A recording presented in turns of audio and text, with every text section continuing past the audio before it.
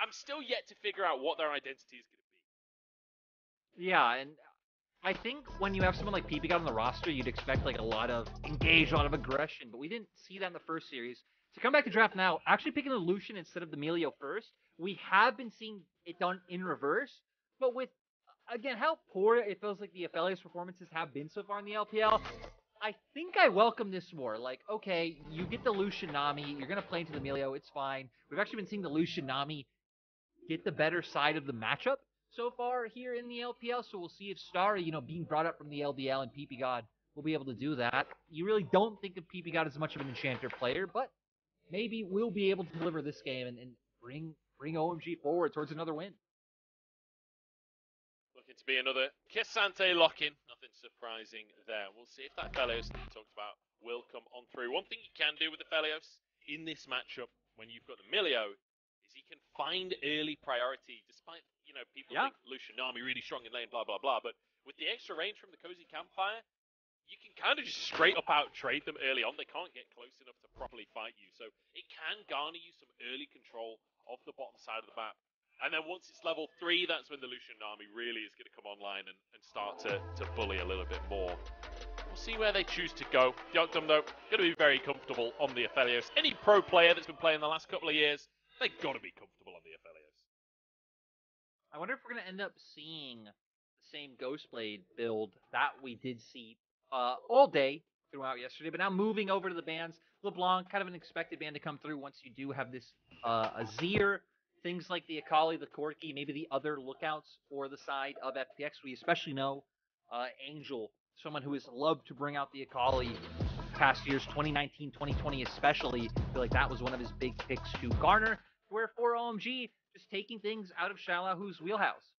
Which, with how Xioalaohu performed in the first series, and honestly, just had a rough last year overall, I think if you can make him a little bit uncomfortable, that is a good point where, who knows, maybe we keep seeing top laners pick up MVPs today.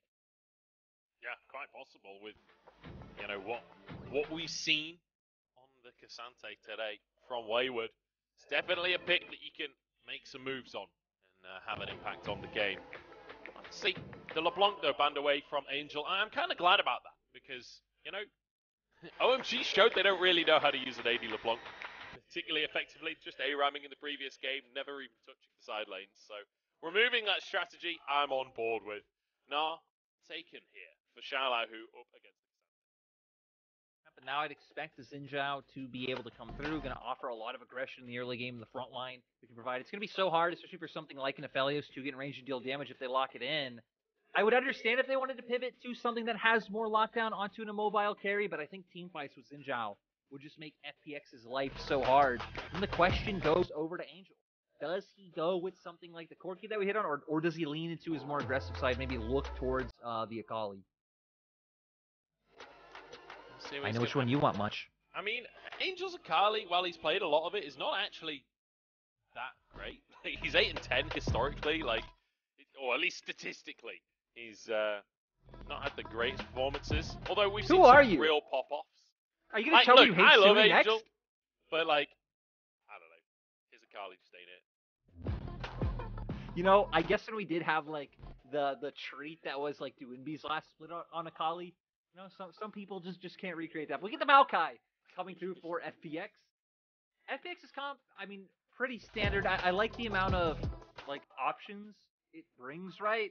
Gnar going to be able to have some pressure, have the lockdown coming in from the Maokai. You already hit on how the Aphelios and Milo can generate pressure in the early 2v2. Surprisingly, we haven't really seen it come to fruition yet, but maybe Deokdam in life will have that power there that's necessary. For the side of OMG, they have the early bridge coming out through the Lucian Nami once they hit that level 3 point, but then they have the Corki they can rely on once he gets that Malignance. It's going to be so annoying for Karen Deokdam, as long as he doesn't play it frontline like Yukao is doing.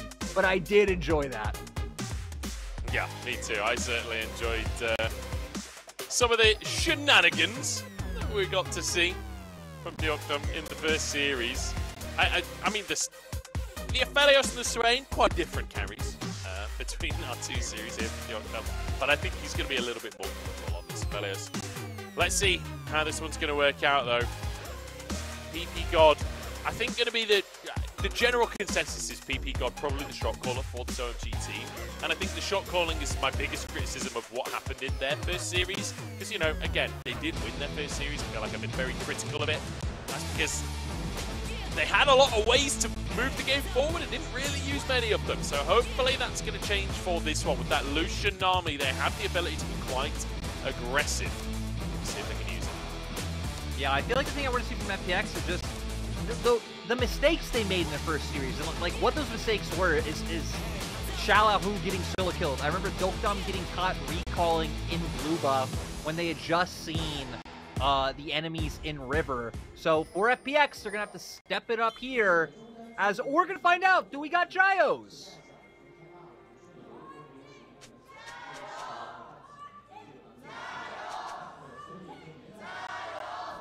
欢迎来到英雄联盟，敌军还有30秒到达战场，免速，全军出击。 Alright, we got Gios and then some random shouting afterwards. It's like being at a stand-up comedy gig. It's just random hecklers yelling whatever. OMG versus FPX. I love how on the Chinese side they always call them FunPlus. They don't call them FPX. Obviously FunPlus, a brand over there, so a little bit more recognizable perhaps. But OMG, FPX, both of them leaving things to be decided in the first series. OMG getting the win. FPX in need of a win in this second one. And we'll have to see what is going to come out on our screens. I'm looking towards that bottom lane. As we mentioned before, Aphelios and Milio, they can get priority, and you can see, using that cozy campfire, try and push OMG's bottom lane off the wave. Yeah, so nice job done by them. Again, I really feel like we didn't see this executed to the way it should over the past few series. Now waiting it out, Starry and Ppgod knowing they could walk forward. Also love, getting it in invade coming out from XiaoFang.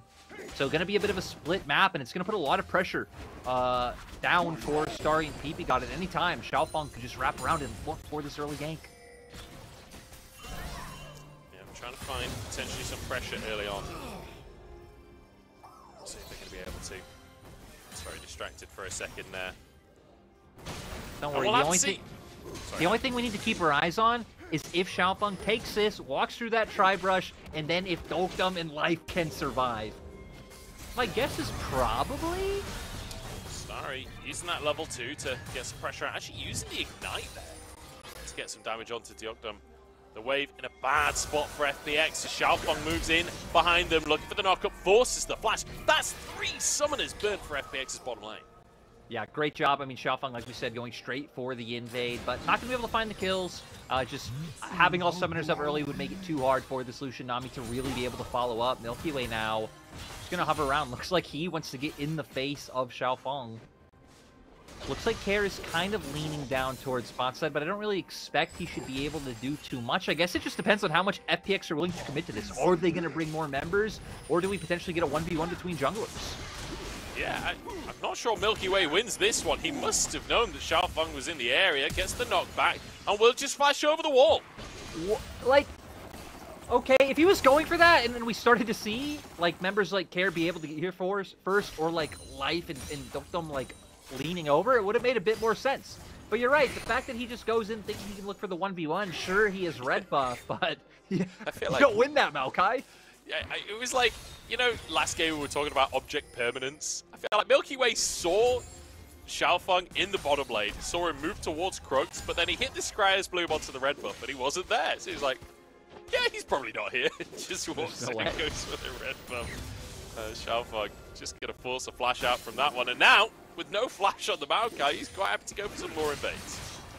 Yeah, now going to be able to tell where he is, has the prio in mid to play from Angel. Angel's going to need to go for a recall, though, because he has no mana. We'll just TP back to lane after that.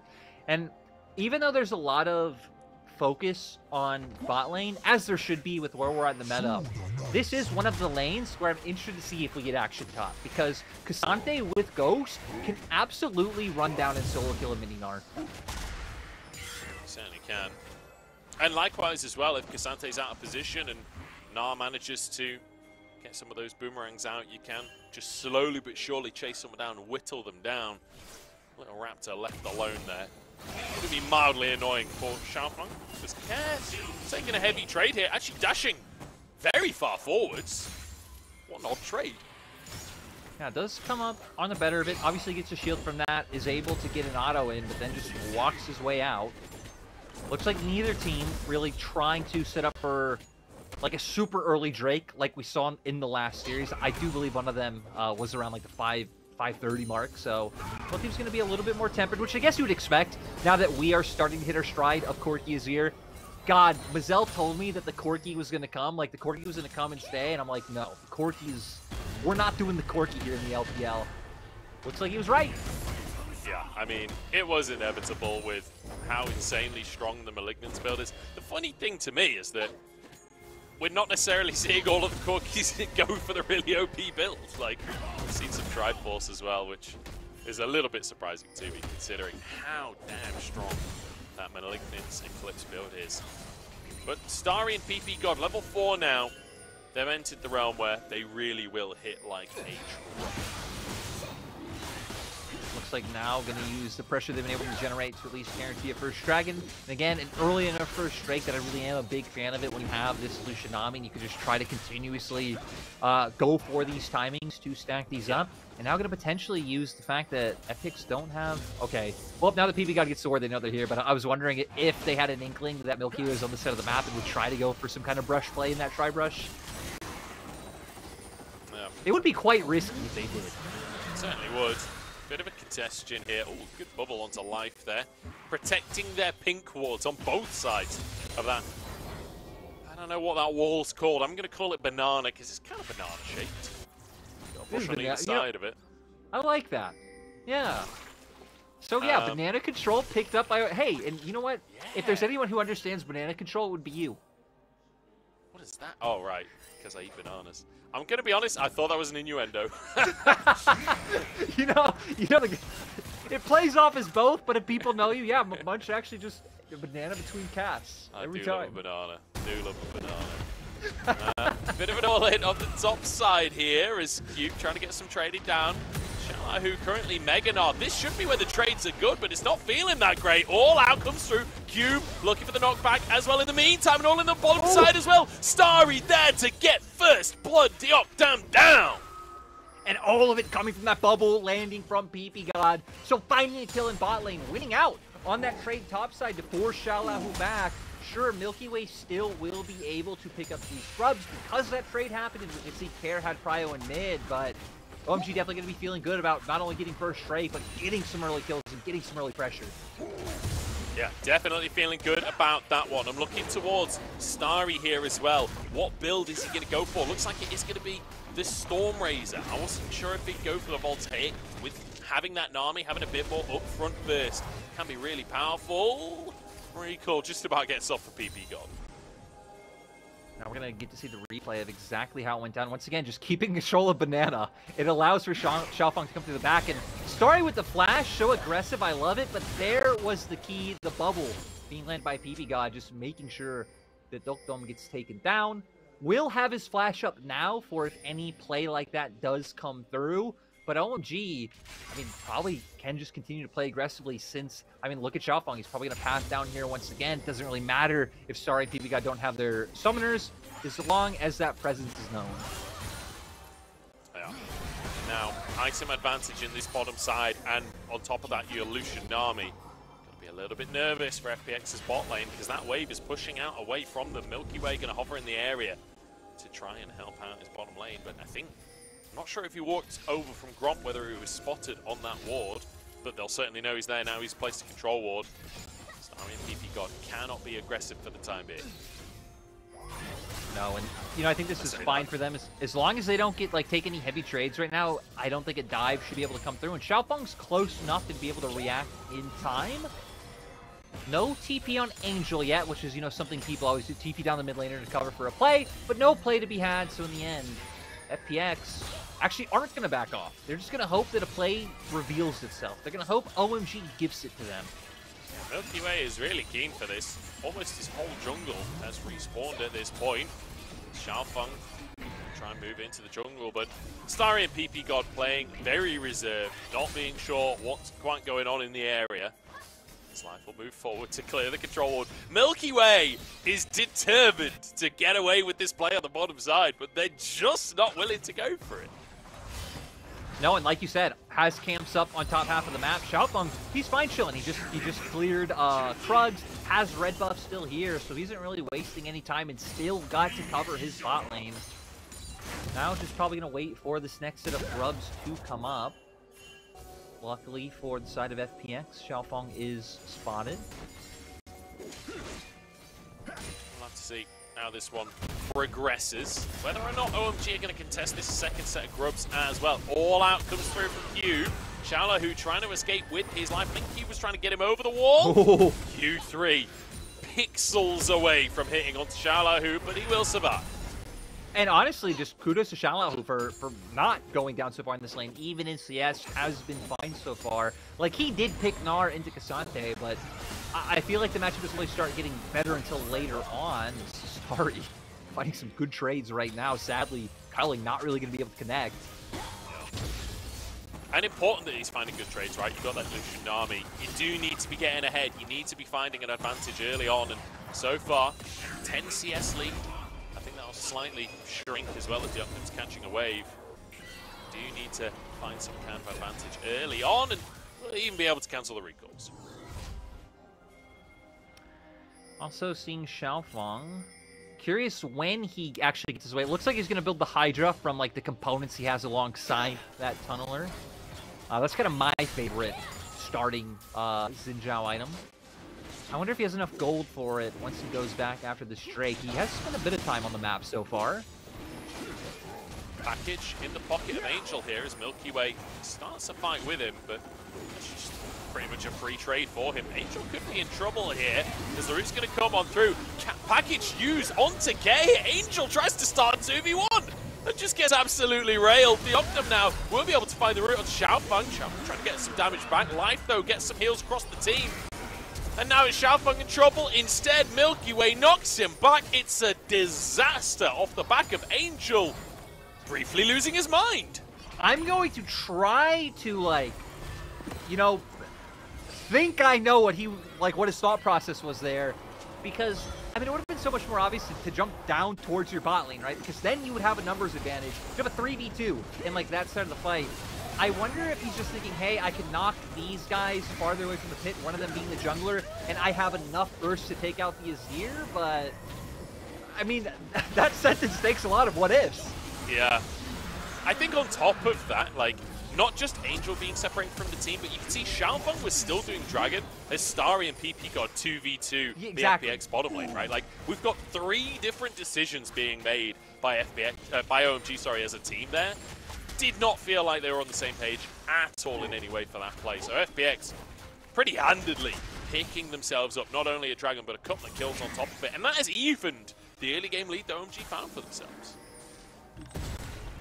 Yeah, now FPX at least going to try and find some pressure. We even get MilkyWay finishing off these neutrals once again, picking up the grubs, or will he? XiaoFang looking for the 1v1. I got 5 grubs already. They're not going to get 6, but I mean the damage is kind of done, honestly. I think you'll take 5 any day of the week. That's going to be a lot of pressure onto those side lanes, and especially when you've got a Gnar in your composition that loves to play at a side lane, loves to try and hit those towers. The grubs are going to be really valuable. And it's going to be a way to try and break OMG's comp apart, right? And pull people out from, you know, if we're A-ramming around mid, trying to get pressure for a river, walking towards Dragon. And even when timings where, like, maybe Cube doesn't have his TP up, and then it's Angel who has to match a side lane, and he's a more key part of how OMG's comp plays out. If he's, like, pulled into a side lane to face Xioalaohu, it would be quite a pet peeve for the side of OMG. It would. Nobody likes a peeve, whether they're a pet or not. No. You know what that means, but I stand by it, honestly. I stand by you standing by it. Believe in the me that believes in you. Exactly. Now we do have FPX already starting to float up and around mid. We have Herald up. It's actually both teams fighting for vision control over bot side right now. Looks like all ults are up across the board except Xioalaohu's, which should be up soon. I mean, top laner's not even around where the action's happening. Yeah, Drake's not up. I feel like we're kind of A-ramming a little bit there, considering nothing up on the bottom side. Root comes on through from MilkyWay. XiaoFang, though, he used that Crescent Guard to keep himself totally safe. Deokdam gets one last little hit in after the play, but ultimately just jungle ult for jungle ult. Yeah, I feel like we're seeing somewhat strange decisions come out for both sides. I mean, obviously we had OMG in that last fight around Drake. Now it's like heavy posturing for bot side vision. It will put a lot of pressure on Care if OMG were able to control over that bot side, and then like, ooh, threats of maybe XiaoFang moving down and the dives being there. But I am surprised that neither team is caring about the Rift Herald. Yeah, neither team seems to be particularly bothered about it for the time being. Red buff available, so Starry will go down to that. Xioalaohu just continues to bully. I do want to take a second to just talk your ear off about Lucian builds for a second.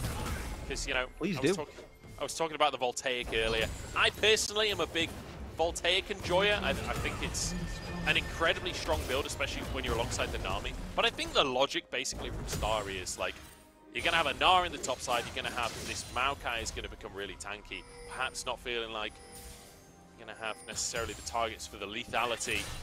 And the crit build, much more consistent damage later on into the game as well. So you still do have a lot of burst along with that Nami alongside you anyway. So I think the logic there just being the more consistent damage across the game as opposed to trying to brute force a lead right now. I also feel like if they do that, like sure, they would have had a bit of a stronger spike now, but doing this doesn't really make them weaker than FPX, right? When we have an FLS, when we have an Azir, it kind of just means you're going to be able to match them a little bit better pound for pound, and then synergize with some of your other tools better, right? Like you're gonna be strong when Corki starts to get strong, and he's now dealing out a lot of damage. So definitely could understand the decision. Is FPX Xioalaohu was finally able to get that top lane turret. I mean, you already highlighted Gnar. He'll do a lot with these grubs. Oh, he might be too far. Yeah, he might be able to get this. Q3 actually just slams him into the wall here, and they'll walk away. So Cullen going to be used here onto Deokdam, but won't find much of it. MilkyWay able to block. TP in the bottom side. Angel moving in. Drake is up, and both teams, they've been playing for this bottom side vision basically since the last Drake died. So you've got to believe they both won. I want to go back to what you said of like, neither team has seen Rift Herald. Rift Herald doesn't exist. Has package. Also did just buy the Malignants. So, you know, going to be able to start really just being a nuisance with these rockets in prolonged standoffs. I mean, this is Corki's bread and butter, right? Standing around a neutral objective, firing off rockets at anyone that comes nearby. Especially with the package, this one feels really hard to fight for the side of FPX. Unless Angel jumps into multiple members on his own, it's been known to happen. Yeah. But it looks like not just Angel, LPL Corki so far have just been known to jump into other people. We literally named that play the UCal back in, what was it, 2021, 2022? That was kind of his signature move. This is some big damage coming out. Tidal Wave is going to find Care. Care managing to slide straight into that one. Xioalaohu. They're protecting their position. Yeah, top lane 1v1 in the meantime. Kazante going huge up against the Mega Gnar. Q3 will go wide. And the Boulder won't find anything either. And in the meantime, the 4v4 continues. Everyone firing long-range shots off, but nothing really hitting. What is happening with nothing? This it is nothing. I guess we wait until after Chinese New Year. But I gotta say, I'm actually surprised that Xioalaohu even tried to aggressively run Cube down, because I'll be honest, I was counting on you to watch the mid lane shenanigans. I was enamored by the top lane 1v1 the whole time. I'm like, oh yeah, Xioalaohu, take that tower. Took the tower, and then Cube comes back full HP, and Xioalaohu's like, I don't care, I can fight you. I'm glad he realized the error of his ways and got out though, because man, becoming really big, 2 turrets now picked up, even has a bounty for himself. Yeah. So we are gonna get a replay. Again, I was just in awe of this the whole time. Xioalaohu, he didn't care about Cube. He was determined to take this turret. Straight up tries to run him down. Half HP. Oh my days. Yeah, Xioalaohu feeling it on the Gnar. Obviously very happy with this as a counter pick, and you can see why, right? Like he started this 1v1 on basically a half HP and still nearly manages to come out on top. The flash, the sidestep. Well, it wasn't even really a sidestep to be honest. That was kind of on Cube. And now we return to live where the top laners are continuing to 1v1. And now look, I mean, 2 items. Black Cleaver and Triforce pick up. He really is just going to be able to keep Cube here all game long. And 2K gold lead coming from that. I guess just under a 2K gold lead for FPX, but still. Especially with some of the mistakes we've seen come out from OMG so far in this game. Definitely on the front foot. But I wonder if we're just going to keep getting the extended posturing around mid lane. And that would line up to the first series. All out comes on through Xioalaohu, who misses the boulder, and that means it's going to be a long cooldown for it. Cube has a chance, but the stun comes in! And he finds the bonk! I'm pretty sure that was a fleet auto to finish the job. Xioalaohu grabs a solo kill for himself.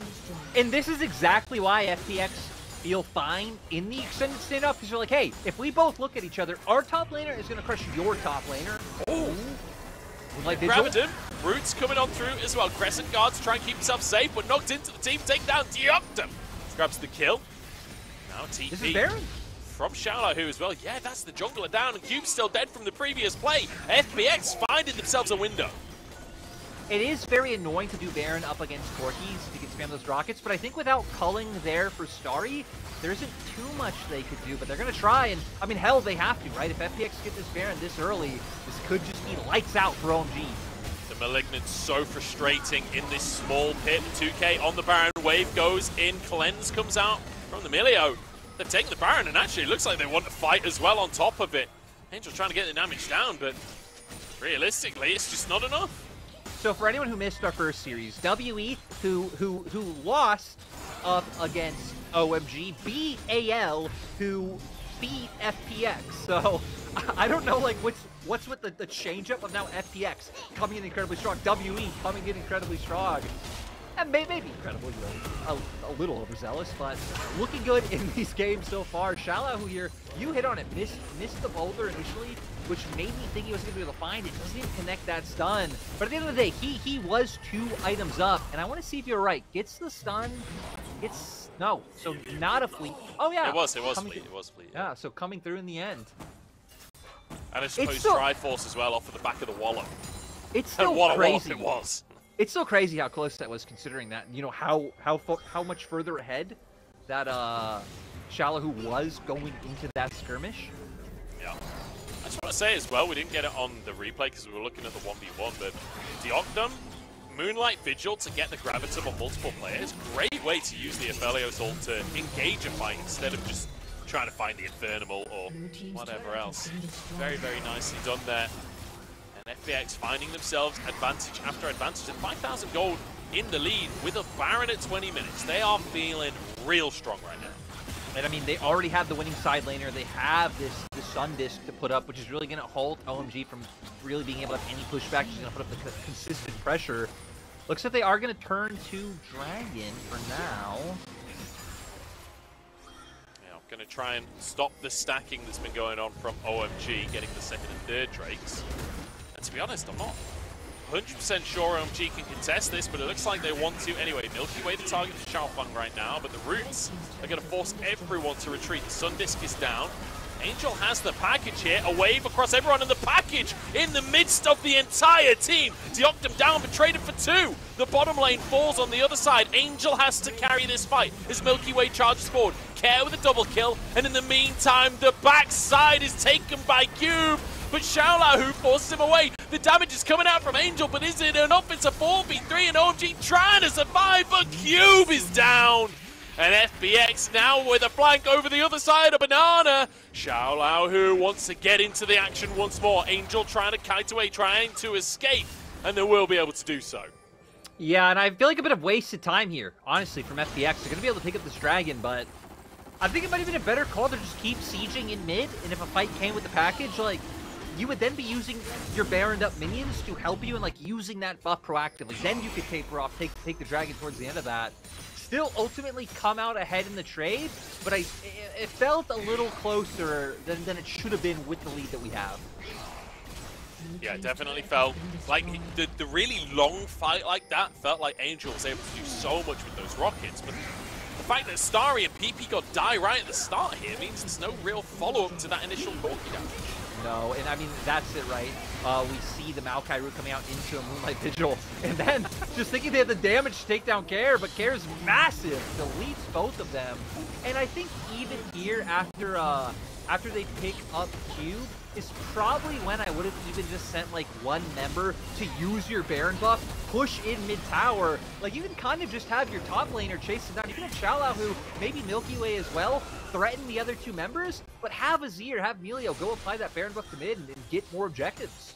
Yeah, tier 2 could have been available for them there. They do get the Drake, but like you say, I think they could have had the Drake and a little bit more on top. Xioalaohu, though, still quite happy to be pressuring in the side lane, and Care going to move on over as well. And OMG, they've not actually considered side lanes so far in this split. It's not something, it's an alien concept to them. After their AD LeBlanc games, I'm just being a bit mean at this point, aren't I? But here we go, Engage comes up through XiaoFang with the Crescent Guard. MilkyWay perhaps in trouble this time. A good start for OMG. They finally find an advantage, and Xioalaohu stepped too far forwards as well. He's down, that's 2. OMG back in the game. Life trying to escape alongside Deokdam, and it's a good little kick. We got Messi on the rift right here as they'll walk away with their lives. And see, I like that OMG did if you're aware, the other two members are chasing them down. Starry is pushing him in. Like, if you're going to get kills, try and turn them into a tangible objective. Sadly, not going to be able to contend with the fact that 3 members of FPX are still on the board. But it's going to be a nice reprieve from OMG. Buy themselves a bit of time. Doesn't look like Xante going to feel too good about pushing that out. But funnily enough, FPX are the ones to start this off. They want to dive the turret, with so much time being bought by XiaoFang, and then MilkyWay honestly just goes too far forward. He's too connected from the rest of his team. The tidal wave from the Nami really did a great job at pushing the other 3 members of FPX back, not allowing them to kind of help the other 2 stragglers on their team. I mean, tidal wave, the original hostile takeover, right? Denying the follow-up from the rest of the team. Nice little wave there by Ppgod. And OMG, you know, great for them that they get themselves that fight, but they could have done with that mistake from FPX being just a minute later, you know, because now Baron's coming up onto the board. They couldn't really get much with the fact that they'd won the fight. They couldn't turn it into objectives. Now the objectives are up, and I don't think FPX are going to make that mistake again. No, definitely going to have to be more careful. We are at some pretty strong points. Angel, though, at the point of the Malignance and the Eclipse, so he is just going to be kind of doing the members of FPX dirty. Not a ton of sustain on their side. They do have the Melio, but in terms of itemization, not super there with other members. I think for FPX, it's going to be a lot about Xioalaohu continuing to put up the pressure, right? That's what they're doing so well in the mid-game, but it's going to take the other members of FPX pulling these members of OMG somewhere else on the map. Like, you have to put pressure somewhere so Xioalaohu can safely push in the spotlight. Xioalaohu can't quite grab that red buff. I do just want to point out as well, Care on 3 items. One of them is a Zhonya's, which historically meant not that much damage, but they gave it a hefty little AP buff over the course of the sort of pre-season, not really pre-season. Baron started though. Keep your eyes on Care. His ult, his damage could be huge, but Baron looks like it'll reset. No, XiaoFang moving into tank. And MilkyWay now moves back. No way do they actually just take this now. Come on, OMG, you've got to contest this. MilkyWay just stood in the pit here. XiaoFang using the Crescent Guard, but it's Starry the target. Huge damage out from Deokdam. XiaoFang into the pit now, but Crescent Guard's timed out. Care goes into the backline, turns golden. MilkyWay to try and get these kills. Care still surviving, and the soldiers move in. How has he done that? Care still alive, and FPX get the Baron.